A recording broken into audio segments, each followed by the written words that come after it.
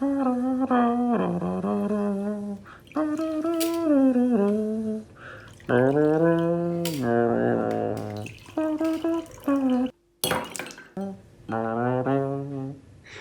gang, welcome back to Alex's Cocktail Club. I'm Alex and this is Cocktail Club.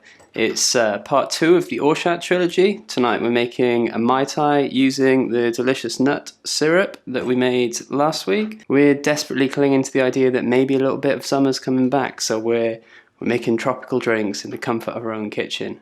Mai Tai is going to be very rummy, very rich and silky. It's got quite a bit of this in it. You can see, because we made the Orgeat last week, it started to separate a little bit. There's a lot of fat or oils that come out of the almonds, and they're separating even in here. They'll separate once they're in the drink. It's going to look a bit weird, but it is delicious. So just give it a shake. So you've got dark rum, triple sec, freshly squeezed lime, freshly squeezed almond juice. And the measurements are they're a bit all over the place. I like to do a simplified version. Up here, we'll do the actual measurements.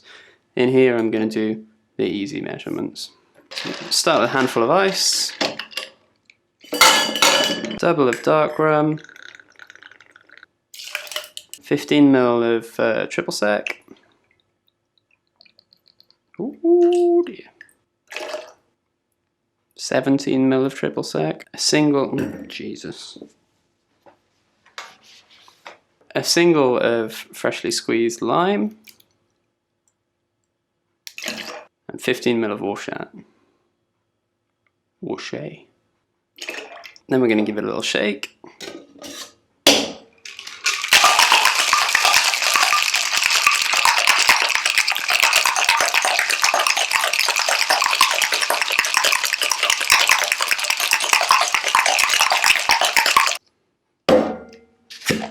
And we're going to strain it out, keep all the ice in the mixer. Did I get it right? I got it perfect. And then we garnish. So you have maraschino cherry, wedge of lime, and a bit of mint. Does look pretty good, eh?